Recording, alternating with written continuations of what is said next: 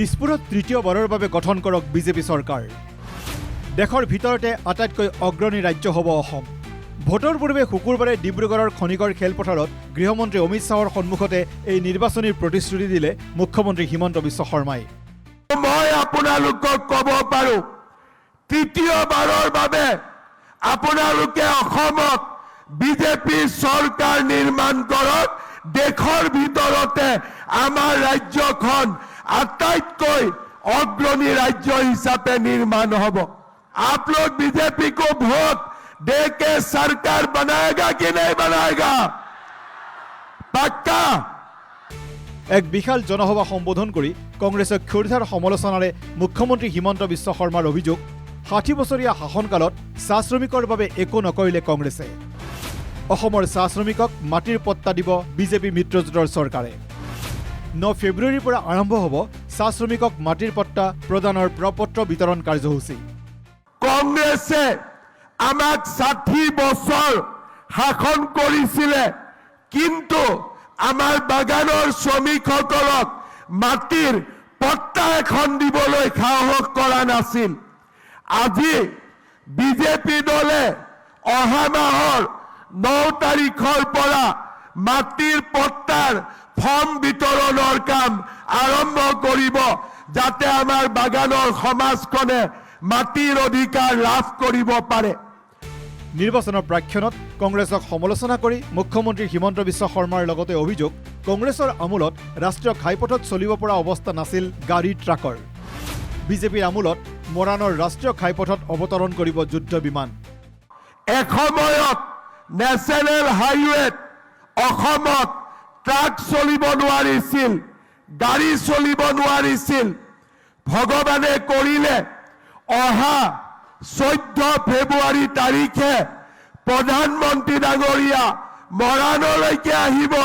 গাড়ীয়েদি নহয়, প্লেনেদি আহি ৰাস্তাত তেওঁ অৱতৰণ কৰিব। মৰাণৰ ৰাস্তাত সেইদিনাখন ৰাফেল নামিব, সুখই নামিব, বিমান বাহিনীৰ বিমান নামিব, আৰু ভাৰতৰ ভিতৰতে ৰাস্তাৰ ওপৰত প্লেন নমা আমি অসম এখন অগ্ৰণী ৰাজ্যলৈ ৰূপান্তৰ হ'ম। মূলতঃ উজনি অসমৰ ভোটাৰ ৰাইজক উদ্দেশ্যি কংগ্ৰেছৰ বিৰুদ্ধে মুখ্যমন্ত্ৰী হিমন্ত বিশ্ব শৰ্মাৰ গুৰুতৰ অভিযোগ, উজনি অসমৰ উন্নয়নৰ বাবে কোনো পদক্ষেপ লোৱা নাছিল পূৰ্বৰ কংগ্ৰেছ চৰকাৰে। বিজেপি চৰকাৰৰ দিনত উজনি অসমৰ হৈছে ব্যাপক পৰিৱৰ্তন।